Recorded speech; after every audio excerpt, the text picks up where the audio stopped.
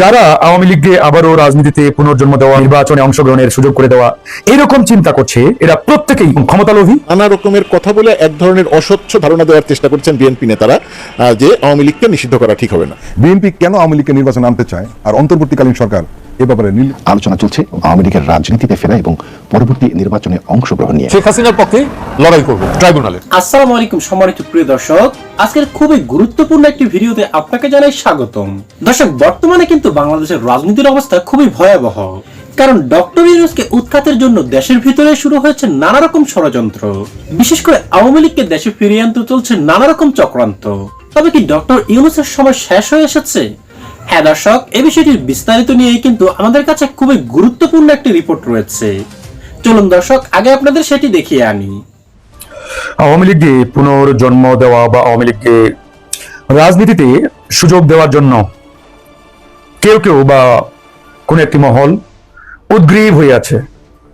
তারা যে কোনো মূল্যে যে কোনো ফরম্যাটে আওয়ামী লীগকে আবারও রাজনীতির মাঠে সুযোগ দিতে চায়, সুযোগ করে দিতে চায়।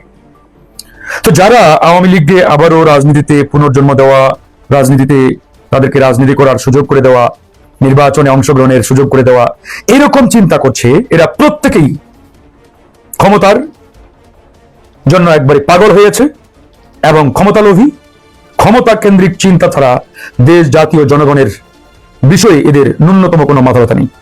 একবারই পরিষ্কার, পানির মতো পরিষ্কার।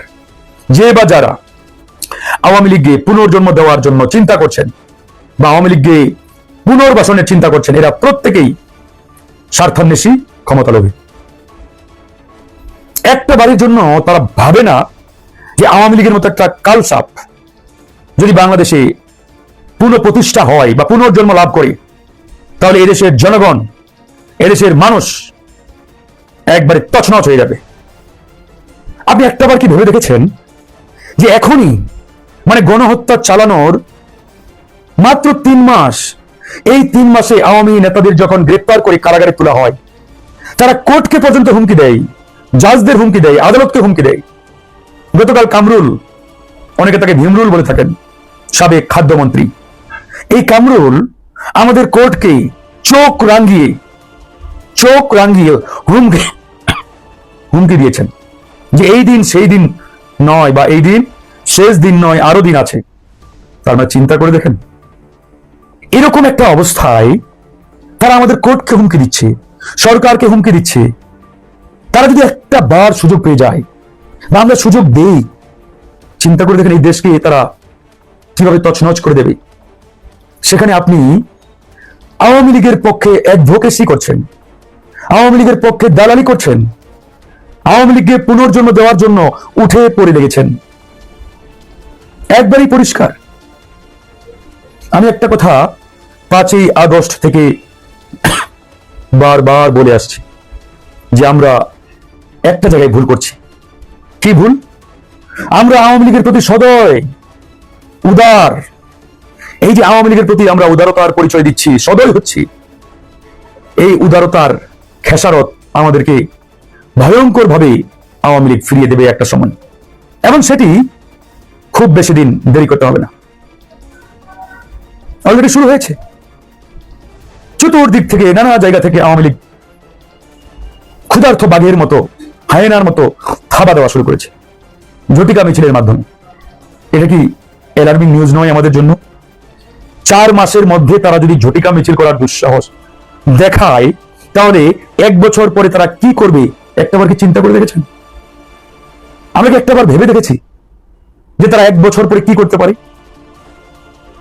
আপনি সুযোগ করে দিয়েছেন, আমি সুযোগ দিচ্ছি তাদেরকে। আমরাই বলছি যে তারা রাজনীতি করুক, নির্বাচনে আসুক, সবাইকে নিয়ে নির্বাচন চাই। এই যে নানা রকম নানামুখী চিন্তা, এই চিন্তার কারণেই আমাদের ভয়াবহ এক বিপদ আমরা নিজেরাই ডেকে আনছি। মানে যেটাকে বলে খাল কেটে কুমির আনার মতন অবস্থা। আমরা নিজেরাই খাল কেটে কুমির আনছি, আমাদের অজান্তে কিংবা আমাদের জানতে, আমরা জেনে বুঝি এই কুমিরকে আমরা আমাদের সামনে নিয়ে আসছি। এই খেসারত দেশ জাতিকে ভয়ঙ্কর ভাবে দিতে হবে, একবারই ভয়ঙ্কর ভাবে। কেউ রেহাই পাবো না। আপনারা হয়তো এই জিনিসটিকে খুব হালকা ভাবে দেখার চিন্তা করছেন বিষয়টি হালকা নয়, একবারই হালকা নয়। এটা তো একটা বিষাক্ত কালসাপ। এই বিষাক্ত কালসাপ মেরে আপনি লেজে বেশ রেখে দিয়েছেন, যেটাকে মেরে একবারই 5ই আগস্টেই মাটি চাপা দেওয়ার কথা ছিল। কিন্তু আমরা উদারতার পরিচয় দেখি, অতিমাত্রায় দরদি, অতিমাত্রায় উদার, মানব প্রেমী হয়ে সেই কালসাপের লেজে বিষ রেখে দিলাম। তার ফলশ্রুতিতে কি হচ্ছে, সেই লেজ থেকে বিষ আবার ফোনাতে এসে ছবল দেওয়ার জন্য তারা প্রস্তুত। সেই কালসাপ আমাদের ছবল দেওয়ার জন্য প্রস্তুতি নিচ্ছে তারা। সিদ্ধান্ত নেন, কালসাপের ছবল খাবেন নাকি কালসাপকে মেরে মাটির নিচে পুঁতিয়ে ফেলবেন। সিদ্ধান্ত আপনাকেই নিতে হবে। দেরি করলে সবাই বিপদে পড়ব, কেউই রেহাই পাবো না। জাস্ট এতটুকু বললাম। এই কালসাপকে পুনর্জন্ম দেওয়া, ফিরে নিয়ে আসা, পুনর্বাসিত করার চিন্তা ভুলে যান। ওই সুযোগ এদেশের জনগণ আর দেবে না। ফ্যাসিস্ট রাজনৈতিক দল আওয়ামী লীগ দ্বারা গত 1.5 দশকে সবচেয়ে বেশি নিপীড়িত ও নির্যাতিত হয়েছে যে রাজনৈতিক দলটি, সেই দলটির নাম বিএনপি, বাংলাদেশ জাতীয়তাবাদী দল। ছাত্র জনতা অভ্যুত্থান ঘটিয়ে, রক্তাক্ত অভ্যুত্থান ঘটিয়ে ফ্যাসিস্ট শেখ হাসিনার আওয়ামী লীগকে, শেখ হাসিনা সহ সকল নেতাদেরকে বাংলাদেশ থেকে বিতাড়িত করেছে। ক্ষমতার পতন হয়েছে, বাংলাদেশ থেকে পালিয়ে গেছে তারা। সেই রাজনৈতিক দলটির বিরুদ্ধে অন্তর্বর্তীকালীন সরকার যখন একটা ব্যবস্থা নেওয়ার উদ্যোগ নেয়, বৈষম্য বিরোধী ছাত্র আন্দোলন যারা এই অভ্যুত্থানের নেতৃত্ব দিয়েছে, নিঃসন্দেহে তাদের সেই নেতৃত্বের নেপথ্যে বা পেছনে বিএনপি সহ সব রাজনৈতিক দলের অংশগ্রহণ ছিল। এটাকে অস্বীকার করার কোনো কারণ নেই, করছিও না। কিন্তু নেতৃত্বটা ছাত্ররা দিয়েছে, ছাত্র জনতা দিয়েছে। 1,500-এর বেশি মানুষকে শেখ হাসিনা হত্যা করেছে, 1,500-এর বেশি শহীদ হয়েছেন শেখ হাসিনার বুলেটে। তো সেই শেখ হাসিনার আওয়ামী লীগকে যখন নিষিদ্ধের উদ্যোগ আসে, তখন বিএনপি যে বক্তব্য দেয়, তখন বিএনপির সেই বক্তব্য একেবারেই পরিষ্কার নয়। গত 1.5 দশকেরও বেশি সময় ধরে যত রকমের সন্ত্রাসী কর্মকাণ্ড সম্ভব, নিপীড়ন, নির্যাতন, ধর্ষণ, নারী নিপীড়ন, খুন, যত রকমের চাঁদাবাজি, মাস্তানি, দখল, যত রকমের অপকর্ম সম্ভব, তার সব কিছু করেছে ছাত্রলীগ। সেই ছাত্রলীগকে যখন নিষিদ্ধ করার উদ্যোগ নিল বর্তমান সরকার, অন্তর্বর্তীকালীন সরকার, তখন বিএনপি তার বিরুদ্ধে অবস্থান নিল। কোনো দলকে বহিষ্কার করা ঠিক নয়। বিএনপি তখন গণতন্ত্রের কথা বলতে শুরু করলো, বহিষ্কারের বিরুদ্ধে আমতা আমতা করে একটা অবস্থান নিল। অথচ ছাত্রলীগ দ্বারা বিএনপি ভয়াবহ রকমের নিপীড়িত এবং নির্যাতিত হয়েছে। ছাত্রদলকে নির্দয়ভাবে পিটিয়েছে এই ছাত্রলীগের মাস্তান বাহিনী। তো সেই ছাত্রলীগের নিষিদ্ধ করার বিষয়ে কেন বিএনপি সোচ্চার নয়, কেন বিএনপি মনে করে যে নিষিদ্ধ করা ঠিক নয়, রাজনৈতিক দল ইত্যাদি ইত্যাদি কথা, এটা একটা বিস্ময়কর ব্যাপার। এখন বিএনপি কি মনে করেছে জানি না, বিএনপির ভেতরে কি এই ভয় ঢুকেছে কিনা যে ছাত্রলীগকে নিষিদ্ধ করেছে, এখন ছাত্রদলকেও যদি নিষিদ্ধ করে, এটা যদি বিএনপি মনে করে থাকে, তাহলে বিএনপি বোকার স্বর্গে বাস করছে। বিএনপি নেতৃত্ব বাংলাদেশের রাজনৈতিক বাস্তবতা বিবর্জিত। এই বাস্তবতা সম্পর্কে বিএনপি নেতৃবৃন্দের খুব পরিষ্কার ধারণা নাই। সেই কারণে তারা ছাত্রলীগ নিষিদ্ধের প্রসঙ্গে এসেছে। এখন যখন আওয়ামী লীগ নিষিদ্ধের প্রসঙ্গ আসলো, তখন আওয়ামী লীগের বিএনপির পক্ষ থেকে বলা হচ্ছে আওয়ামী লীগ নিষিদ্ধ হবে কি হবে না সেটা নির্ধারণ করবে জনগণ, আমরা নিষিদ্ধের কোনো রাজনৈতিক দলকে নিষিদ্ধের পক্ষে নই। তার মানে হচ্ছে নানা রকমের কথা বলে এক ধরনের অস্বচ্ছ ধারণা দেওয়ার চেষ্টা করছেন বিএনপি নেতারা যে আওয়ামী লীগকে নিষিদ্ধ করা ঠিক হবে না। আমি জানি না বিএনপি এই ভয় পাচ্ছে কিনা যে আওয়ামী লীগকে নিষিদ্ধ করা হলে তাদেরকেও নিষিদ্ধ করা হবে। এত বোকা বিএনপি নেতৃবৃন্দ হবে আমি এটা প্রত্যাশা করি না, মনে করি না। আওয়ামী লীগের অবস্থা বিএনপির অবস্থা এক নয়, বাস্তবতাও তেমন নয়। কোনো সম্ভাবনা, কোনো সাহস, কোনো সক্ষমতা কারণ নাই যে বিএনপিকে নিষিদ্ধ করবে বা ছাত্রদলকে নিষিদ্ধ করবে। বিএনপি কিন্তু যদি ভয় পেয়ে থাকে তাহলে কিছু বলার নেই। এখন প্রশ্ন হচ্ছে যে আওয়ামী লীগকে বিএনপি ফ্যাসিস্ট দল মনে করে কিনা, কথা বলতে গিয়ে কিন্তু মনে করছে। শেখ হাসিনার বিচার চাইছে, কিন্তু নিষিদ্ধ করার জায়গাতে তাদের কোনো কথা নেই, তাদের কোনো বক্তব্য নেই।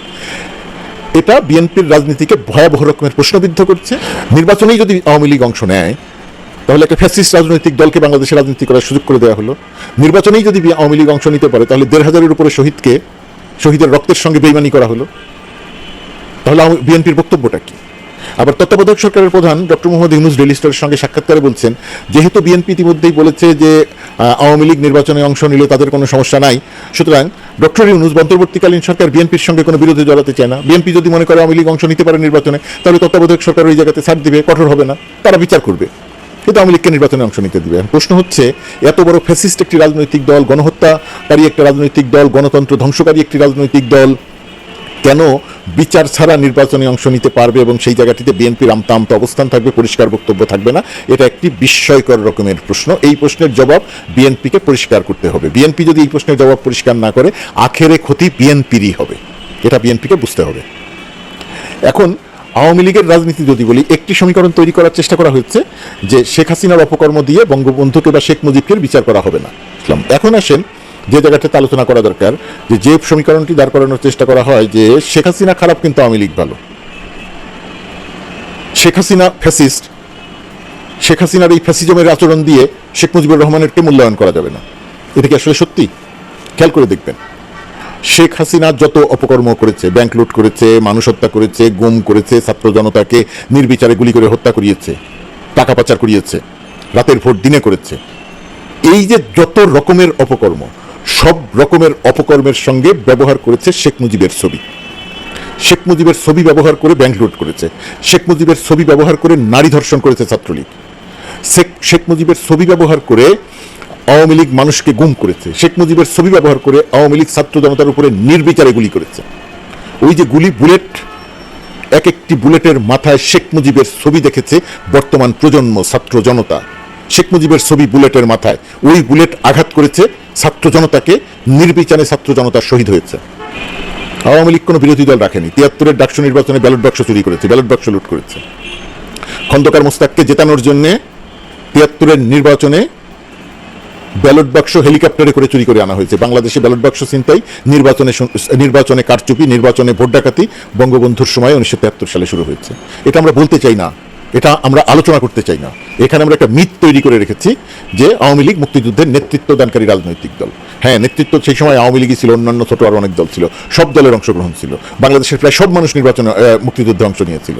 কিন্তু আওয়ামী লীগ যেভাবে মুক্তিযুদ্ধের চেতনার ধারক বাহক হয়ে যায় এবং সেটাকে ব্যবহার করে যে অপকর্ম করে, সেই অপকর্ম শুধু শেখ হাসিনাই করে নাই, সেই অপকর্ম ১৯৭২ সাল থেকে ৭৫ সাল পর্যন্তও হয়েছে।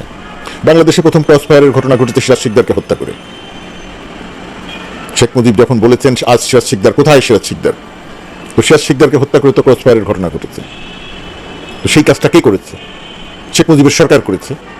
তো এই মিথগুলো তো নিয়ে আমাদের কথা বলতে হবে। মত প্রকাশ সম্পূর্ণরূপে বন্ধ করে দিয়েছে, 4টি পত্রিকা রেখে সব পত্রিকা বন্ধ করে দিয়েছে। বাকশাল, সব রাজনৈতিক দল নিষিদ্ধ করে, সব রাজনৈতিক দল বিলুপ্ত করে বাকশাল গঠন করেছে। একটাই দল থাকবে, একজনই নেতা থাকবে, সারা জীবন ক্ষমতায় থাকবে, শেখ মুজিব তার নাম। দুঃশাসন করেছে। আওয়ামী লীগের নেতারা স্বাধীন বাংলাদেশে লুটপাট করেছে, বিহারীদের বাড়িঘর দখল করেছে, হিন্দুদের বাড়িঘর দখল করেছে, হিন্দুদের বাড়িঘরের সম্পদ লুট করেছে। এবং এই যে বিহারীদের বাড়িঘর দখল করা, হিন্দুদের বাড়িঘর দখল করা, সেই একই ধারাবাহিকতায় আওয়ামী লীগ 53 বছরের বাংলাদেশে সবচেয়ে বেশি হিন্দুদের নির্যাতন করেছে, নিপীড়ন করেছে, দখল করেছে। আপনি খুঁজে বের করেন, জামাতের একজন নেতা হিন্দুদের বাড়ি দখল করেছে, পাবেন না। আপনি খুঁজে বের করেন, বিএনপির একজন নেতা হিন্দুদের বাড়িঘর দখল করেছে, খুঁজে পাবেন না। আপনি খুঁজে বের করেন, বিএনপির কোনো নেতা বিহারীদের বাড়িঘর দখল করেছে, পাবেন না। সব আওয়ামী লীগ করেছে। জামাত বিহারীদের বাড়িঘর দখল করেছে, পাবেন না। সব আওয়ামী লীগ করেছে। তো আওয়ামী লীগ আসলে 1972 সাল থেকেই একটা ফ্যাসিস্ট রাজনৈতিক দল, একটা দুঃশাসন কায়েম করা রাজনৈতিক দল, একটা লুটেরা রাজনৈতিক দল। যখন সুযোগ পেয়েছে তখনই ফ্যাসিজম কায়েম করেছে, যখন সুযোগ পেয়েছে তখনই সে ফ্যাসিস্ট হয়ে উঠেছে, যখন সুযোগ পেয়েছে তখনই সে লুট করেছে, যখন সুযোগ পেয়েছে তখনই সে দুঃশাসন চালিয়েছে, যখন সুযোগ পেয়েছে তখনই সে মানুষ হত্যা করেছে। তার সর্বশেষ পরিণতি, তার সর্বশেষ ইতিহাস ছাত্র জনতার অভ্যুত্থান, এবং সেই অভ্যুত্থানে 1,500-এর উপরে মানুষ হত্যা করেছে। তার আগে তো কয়েকশো মানুষ গুম করেছে, হত্যা করেছে, আছেই। হাজার হাজার মানুষের নামে, লক্ষ লক্ষ মানুষের নামে কেস দিয়েছে। তো এরকম একটা রাজনৈতিক দল বিষয়ে বাংলাদেশের বড় রাজনৈতিক দল বিএনপি যদি ধোঁয়াশার মধ্যে রাখে, বিএনপি যদি আমতা আমতা করে, বিএনপি যদি এই ফ্যাসিজমের বিরুদ্ধে অবস্থান নিতে না পারে, বিএনপি যদি আওয়ামী লীগের বিরুদ্ধে ব্যবস্থা নেওয়ার ক্ষেত্রে যদি ধোঁয়াশা তৈরি করে, সেটা ওই শহীদের রক্তের সঙ্গে সুবিচার করা হয় না। বিএনপি এখন শহীদের রক্তের সঙ্গে সুবিচার করছে না, এর জন্য বিএনপির মূল্য দিতে হতে পারে। তো সম্মানিত প্রিয় দর্শক, ভিডিওটি শেষ পর্যন্ত দেখার জন্য আপনাকে জানাই অসংখ্য ধন্যবাদ। এবং এই ভিডিওতে আলোচিত বিষয়গুলো সম্পর্কে আপনার যদি কোনো মতামত থাকে, তবে অবশ্যই কমেন্ট বক্সে জানিয়ে দিন আপনার মূল্যবান মতামতটুকু।